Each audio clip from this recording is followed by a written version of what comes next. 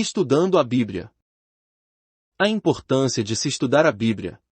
Nenhum bom cristão deveria ser deficiente no conhecimento da palavra de Deus, pois a maneira de Deus falar aos homens hoje é pela reafirmação das palavras que ele já disse anteriormente.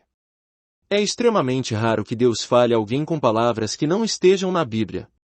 Embora algumas vezes Deus fale diretamente a alguns que tenham caminhado mais com o Senhor, no entanto, mesmo essas declarações são, em sua maioria, palavras que ele já expôs nas Escrituras. A fala de Deus, então, é a sua própria repetição daquilo que ele já disse antes. Se os novos crentes não estiverem familiarizados com o que Deus já falou, criam um problema para Deus, na medida em que carecem do fundamento para que Deus fale com eles.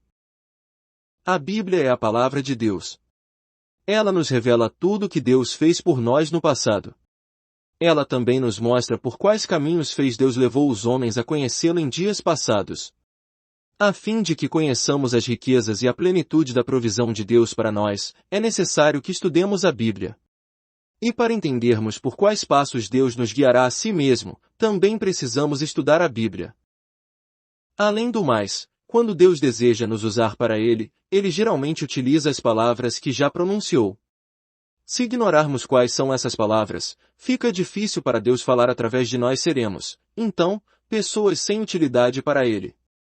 Assim, precisamos estocar a palavra de Cristo ricamente em nossos corações, para que possamos ouvir aquelas palavras que Deus deseja nos falar agora, e também para que possamos conhecer o mover de Deus no passado. A Bíblia é um livro extenso e sério. Ainda que gastássemos toda a nossa vida no estudo desse livro, estaríamos como que apenas tocando em suas orlas. Como pode o crente, então, conhecer a palavra se não gastar tempo com ela? É absolutamente impossível. Sendo assim, especialmente os jovens devem ser diligentes em estudar a palavra de Deus, de tal maneira que ao alcançarem a meia-idade, depois, a idade avançada, eles tenham um rico suprimento da palavra tanto para suas necessidades quanto para as dos outros. Qualquer que deseje conhecer a Deus precisa estudar bem sua palavra. Cada novo convertido necessita reconhecer a importância de se estudar a palavra de Deus bem no início de sua vida cristã. Deixe-me ser bem franco, nos nossos dias há bem poucos que realmente conhecem a Bíblia. Esta geração é muito inferior no estudo da palavra, se comparada com a geração anterior. Não vemos muitos daqueles gigantes da palavra de 4 ou 5 décadas atrás. Hoje encontramos, na maioria das vezes, leitores superficiais. Onde podemos encontrar pessoas que têm estudado a Bíblia profundamente? Esta geração está empobrecida no que tange ao entendimento da palavra. Não estamos falando aqui sobre vida espiritual, mas sim sobre entendimento. As pessoas podem ser capazes de obter alguma coisa de natureza devocional deste livro, mas são poucos hoje que realmente estudam a Bíblia. Sua esperança agora está nos jovens. Nós esperamos ter dentro de 5 ou 10 anos um número de pessoas que realmente tenham estudado a Bíblia. Isso não é tão simples quanto parece, pois requer muito tempo. Deve-se obter um sólido fundamento na palavra de Deus, de outra forma, nada pode ser edificado. A exposição da Bíblia que ouvimos hoje está completamente inadequada, levando a uma vida superficial na igreja.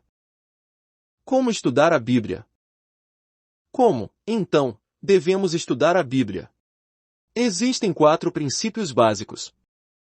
A. Encontre ou descubra fatos. B. Memorize a palavra. C. Análise. Deduza e compare a palavra. D. Receba a luz de Deus. Por mais variados que possam ser os métodos externos, os princípios básicos ao se estudar a palavra permanecem imutáveis. E a ordem dada acima deve também ser mantida. Primeiro, a descoberta dos fatos. Em seguida, a memorização, depois, a análise, e, finalmente, o recebimento da luz. A Bíblia contém muitos fatos espirituais que não são percebidos por aquele que é espiritualmente cego. No processo do estudo da Bíblia, a descoberta dos fatos corresponde a meio caminho andado, ou, em outras palavras, ao descobrir os fatos na Bíblia, metade do propósito do estudo já está cumprido. É, então, absolutamente necessário encontrar os fatos, de outra forma, não seremos capazes de receber a luz de Deus, uma vez que esta só é concedida com base nos fatos que estão em sua palavra. Por que é que Deus fala desta ou daquela forma? Através da análise, comparação e dedução chegamos ao ponto de estarmos aptos para receber a luz. Assim seremos alimentados e seremos capazes de alimentar a outros. Se estudarmos descuidadamente a palavra de Deus, não seremos capazes nem de conhecê-la, nem de retê-la. Tome como exemplo a força gravitacional da Terra. É um fato, uma lei universal. No entanto, para que pudéssemos conhecê-la, foi necessário que Newton a descobrisse. Antes da época de Newton, a força da gravidade já existia, mas ela permaneceu encoberta. Um belo dia, Newton estava descansando sob uma macieira e uma maçã caiu sobre sua cabeça. Assim, ele veio a descobrir a lei da gravidade, não que antes disso o fato não existisse, o fato já estava lá e ele simplesmente o descobriu. Da mesma forma, é uma questão de grande importância ser capaz de descobrir fatos fundamentais na Bíblia. Por exemplo, o que a Bíblia registra e o que ela omite é de profundo significado. Por que ela diz coisas diferentes em passagens diferentes? Deus proibiu a mudança de qualquer palavra do original. Por que, então, em alguns lugares o singular é empregado, enquanto que em outros, é o plural? Por que algumas vezes são mencionados claramente os anos, e em outras vezes muitos anos são omitidos? Esses são alguns exemplos de fatos que devem ser notados. Pelas razões mencionadas acima, a pessoa que estuda a Bíblia não deve ser descuidada diante de Deus. Ela não pode dar-se ao luxo de ser desatenta. Ela deve ter uma mente pura, pois a palavra de Deus é pura. Tão logo ela ouve a palavra de Deus, ela deve ser capaz de perceber onde a ênfase está. Mas muitos cristãos leem a palavra sem ouvir qualquer coisa. Eles não descobrem nem os seus fatos nem as suas chaves. Exemplos de métodos comparativos. Vamos tomar algumas ilustrações simples. Em Cristo. Ao estudarmos a palavra de Deus, veremos que o Novo Testamento somente usa termos tais como no Senhor, em Cristo Jesus, mas nunca em Jesus ou em Jesus Cristo. Isso é o que chamamos de descoberta de um fato. Devemos tentar nos lembrar de todas as passagens onde esses termos são empregados. Então devemos compará-los com os termos que não são usados. Por que em certo lugar o termo em Cristo é empregado, mas não em Jesus? Por que se menciona em Cristo Jesus, mas não em Jesus Cristo? Por que a Bíblia não usa nenhuma vez o termo em Jesus Cristo? Após analisarmos e compararmos a palavra, chegamos ao ponto de poder esperar que Deus nos dê luz para que possamos ver. Dessa forma, veremos que Jesus é o nome terreno do nosso Senhor. Jesus Cristo significa que este Jesus será um dia o Cristo. Cristo é o nome dado a ele após a sua ressurreição e unção por Deus. Esteja absolutamente certa, pois, toda a casa de Israel de que a este Jesus que vós crucificastes, Deus o fez Senhor e Cristo, Atos 2:36. Portanto, este é o seu nome de ressurreição. Em Romanos nós encontramos Cristo Jesus, significando que o Cristo de hoje é o Jesus de ontem. Cristo Jesus se tornou o seu nome agora. O termo Jesus Cristo é bastante diferente do termo Cristo Jesus. Cristo é Jesus anteriormente, e Jesus, mais tarde, veio a ser Cristo. Nós podemos estar somente em Cristo, mas nunca em Jesus. Podemos estar no Senhor ou em Cristo Jesus, mas não em Jesus Cristo. Quando o Senhor vivia na terra, não podíamos estar nele. Pois se estivéssemos, compartilharíamos da sua cruz e da obra de redenção. Não, somente ele é o Filho unigênito de Deus, nós não temos qualquer parte nisto. O seu nascimento em Belém é algo de que não podemos compartilhar. Então, por que é que podemos estar em Cristo? Mas vós sois dele em Cristo Jesus, 1 Coríntios 1:30. Não diz em Jesus, mas em Cristo Jesus, pois estamos ativamente unidos a ele em sua ressurreição, após ele ter morrido e ressuscitado dentre os mortos. Ali Deus o fez Cristo, e ali, pelo Espírito, Deus nos uniu a ele. Sangue e cruz em Romanos.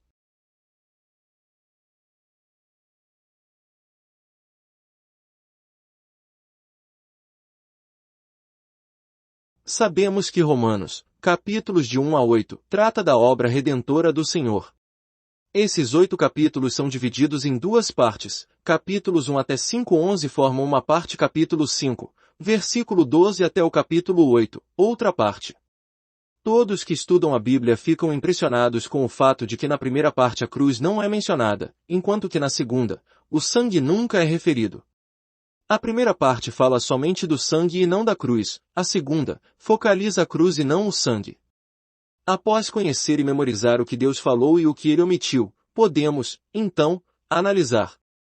Basicamente há 2 métodos de análise, um deles consiste em dissecar a fim de observar o detalhe mais cuidadosamente, o outro consiste em agrupar para ter um quadro mais abrangente.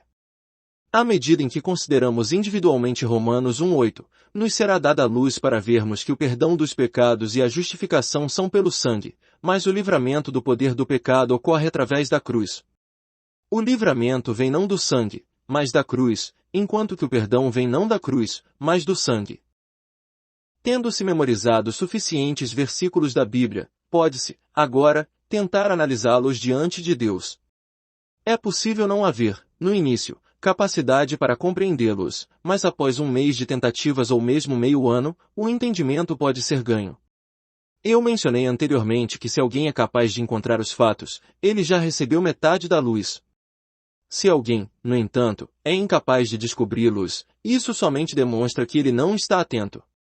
Os jovens, portanto, devem se exercitar em serem leitores cuidadosos. Aquele que não procura os fatos revela ser alguém descuidado. Ele não saberá nem o que Deus falou nem o que Deus omitiu. Como isso pode ser chamado de estudo da palavra de Deus? Lembre-se de uma coisa, o fato de alguém estar qualificado para ser um ministro da palavra de Deus depende de sua capacidade de encontrar fatos enquanto estuda a Bíblia. Todo e qualquer ministro da palavra de Deus precisa ser uma pessoa vigilante e acurada. Os fatos são como picos de montanhas, sobressaindo-se notavelmente. Os preguiçosos, descuidados, confusos e insensíveis não saberão como ler a Bíblia, por serem incapazes de encontrar os fatos de Deus. 2. Exemplo do método analítico. Voltemo-nos agora do método comparativo para o método analítico. Por exemplo, usemos o registro de João com respeito ao envio do Espírito Santo. Ao lermos os capítulos 14 e 16, encontramos a promessa do Senhor Jesus. Há algo de especial nesta promessa? Considere a seguinte passagem. E eu rogarei ao Pai, e ele vos dará outro Consolador, a fim de que esteja para sempre convosco, o Espírito da verdade, que o mundo não pode receber, porque não o vê, nem o conhece. Vós o conheceis, porque ele habita convosco e estará em vós. Não vos deixarei órfãos, voltarei para vós outros. Ainda por um pouco e o mundo não me verá mais, vós, porém me vereis, porque eu vivo, vós também vivereis. Naquele dia vós conhecereis que eu estou em meu Pai e vós em mim e eu em vós. João 14, 16 a 20. Que fato nós descobrimos aqui? Na primeira parte desta passagem, vemos que a palavra ele é usada, mas na segunda parte, o pronome é mudado para eu. Há uma alteração de ele para eu. Tendo notado o fato e memorizado todos esses versículos, devemos agora proceder à sua análise. O Senhor menciona outro Consolador. Outro implica que é um segundo. Por exemplo, eu vou lhe dar uma outra xícara simplesmente significa, eu vou lhe dar uma segunda xícara. Pedirei a outro para lhe ajudar se refere a um segundo ajudante. O Pai enviará um outro Consolador, isto é, o segundo Consolador. Uma vez que existe o segundo Consolador, deve haver, previamente, o primeiro, exatamente como outro ajudante implica na presença de um primeiro, e outra xícara implica na existência de uma primeira. O fato de que há 2 Consoladores foi, assim, estabelecido. O que o Senhor diz sobre o segundo Consolador? A fim de que esteja para sempre convosco. Quem é ele? Parece que nós não o conhecemos, e, no entanto, o Senhor diz, que o mundo não pode receber, porque não o vê, nem o conhece, vós o conheceis. Por quê? Porque ele habita convosco. Se eu fosse um dos 12 discípulos naquele dia, certamente perguntaria, ó Senhor, Tu dizes que o Consolador habita comigo, mas eu não o vejo nem quando estou dormindo nem quando estou acordado. Eu não o vejo quando estou comendo ou quando estou andando. De fato, nunca o conheci. Como podes dizer que eu o conheço? Mas, note, logo em seguida a palavra, ele habita convosco e estará em vós, ele continua dizendo, não vos deixarei órfãos, voltarei para vós outros. Após analisar a passagem, descobrimos que ele mudou para eu. Em outras palavras, eu sou ele. Enquanto o Senhor Jesus estava na terra, ele era o Consolador, ou seja, o Espírito Santo nele era o Consolador. Isso é ver a luz. Na terra, o Senhor e o Espírito Santo são um, pois este habita nele. Ele é visto e conhecido pelos discípulos, porque ele habita com eles. Mas, agora, outro Consolador é enviado. O Senhor iria morrer, ressuscitar e voltar novamente. Como ele voltaria? Ele voltaria no Espírito Santo, de tal forma que ele não deixaria os seus discípulos órfãos. Ainda por um pouco e o mundo não me verá mais, vós, porém, me vereis, porque eu vivo, vós também vivereis. Por um pouco vocês não me verão, mas após um pouco de tempo vocês me verão novamente, e eu viverei em vocês. No versículo 17, ele estará em vós, mas agora, no versículo 20, eu em vós. O ele acima é, portanto, o eu dos versículos seguintes. No primeiro momento é o Espírito Santo em Cristo, no último momento é Cristo no Espírito Santo. Quem é o Espírito Santo? O Espírito Santo é a segunda pessoa do Senhor Jesus. Como o Filho é a segunda pessoa do Pai, assim o Espírito Santo é a segunda pessoa do Filho. Somente a forma é mudada. É, portanto, evidente que o princípio básico para se estudar a Bíblia é encontrar fatos. Realmente não depende de quantos capítulos uma pessoa lê, ou quanto ela memoriza. Se ela não pode encontrar fatos, ela não receberá luz alguma de Deus. Para um obreiro, a habilidade em encontrar fatos na Bíblia é um requerimento fundamental. Paulo era alguém que tinha grande habilidade em encontrar fatos. Ouça o que ele diz no 3º capítulo de Gálatas. Quando ele leu Gênesis, ele descobriu na promessa de Deus a Abraão: na tua semente serão benditas todas as nações da terra, Gênesis 22:18, que a semente ali está no singular, não no plural, e, portanto, aponta para Cristo. Paulo descobriu um fato na Bíblia. Ora, há dezenas de milhares de fatos como este mencionado. O quão ricos somos na palavra de Deus, depende grandemente de nossa habilidade em encontrar fatos. 3. Exemplo do método dedutivo.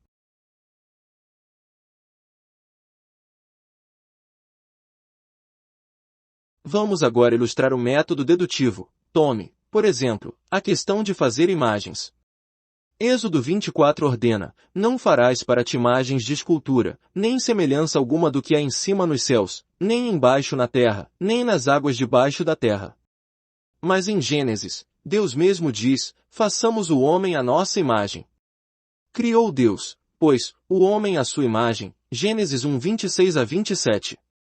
Também em Êxodo 26, Deus ordenou ao povo de Israel: farás também um véu de estofo azul, púrpura e carmesim, e de linho fino retorcido, com querubins o farás de obra de artista, versículo 31.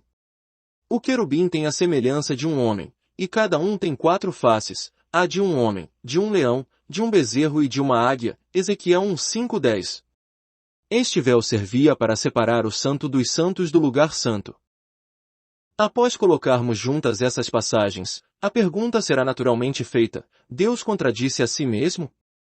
Por um lado, ele ordenou que não se fizesse qualquer imagem e ele julgou a Israel por terem fabricado a imagem do bezerro de ouro. Por outro lado, ele mesmo ordenou que eles fizessem a imagem do querubim. Por que a Bíblia tanto permite quanto proíbe a feitura de imagens? Por que nenhuma imagem é permitida exceto a do querubim? Para que aponta a imagem do querubim? Isso nos levará a Hebreus. Hebreus 10:20 indica que o véu tipifica a carne de Cristo, significando o próprio Senhor Jesus. Em outras palavras, todas as imagens são ídolos, exceto aquele que é a imagem de Deus. Note o que Gênesis 1, 26 e 27 diz. Quando a divindade estava em conselho, foi decidido fazer um homem à nossa imagem. Mas quando veio a real obra criativa, criou Deus, pois, o homem à sua imagem. No versículo 26 está o plural nossa, enquanto que no versículo 27 ocorre uma mudança para o singular sua. Essa alteração do pronome plural para o singular é um fato a ser reconhecido que revela que na divindade, somente uma pessoa tem uma imagem, e que esta pessoa é Cristo.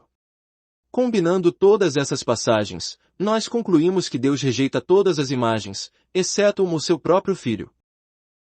Sugestões práticas para se estudar a Bíblia. A Bíblia deve ser lida diária e consecutivamente. É melhor que o Antigo e o Novo Testamento sejam lidos simultaneamente. A leitura não deve ser muito rápida, mas sim diária e sistemática. George Miller, antes de sua morte, agradeceu a Deus por tê-lo capacitado a ler a Bíblia 100 vezes. Os novos crentes devem se lembrar do número de vezes que leram a Bíblia toda. Comece com Mateus no Novo Testamento e com Gênesis no Antigo Testamento, e leia por completo ambos os testamentos. Marque o número de vezes na sua Bíblia. Nós esperamos que cada crente seja capaz de lê-la completamente 100 vezes. Se uma pessoa viver por 50 anos como cristão, ele deverá ler a Bíblia pelo menos 2 vezes por ano para alcançar as 100 vezes. Ao se estudar a Bíblia, 2 tempos diferentes devem ser separados, e 2 Bíblias devem ser usadas. O tempo separado durante a manhã deve ser acompanhado com oração. Este tem o propósito de edificar a vida espiritual da pessoa. Apenas 3 ou 4 versículos cada manhã são suficientes. Orações com meditações devem ser misturadas com a leitura. O período de tempo à tarde é devotado a um conhecimento maior da palavra de Deus, portanto, um tempo mais longo pode ser gasto na leitura. Este é também um tempo para se encontrar fatos na Bíblia. Se possível, use 2 Bíblias, uma para o período da manhã e uma para o período da tarde. Na Bíblia utilizada de manhã nada deve ser escrito dentro, exceto um registro de datas nas quais a pessoa tem tido experiências especiais com Deus enquanto lê uma passagem em particular. A Bíblia da tarde deve registrar a luz recebida durante a leitura, portanto, tudo de valor pode ser nela escrito. Círculos, linhas retas, ou linhas coloridas podem ser traçados por todas as páginas. Ao ler a palavra repetidamente, o nosso conhecimento da Bíblia aumentará gradualmente. Se possível, tente memorizar 1 ou 2 versículos a cada dia. Isso pode ser difícil no início, mas será de grande ajuda mais tarde. Extraído do livro Um Sacrifício Vivo. Vatmanei. Inscreva-se no canal Desfrutar é bem melhor.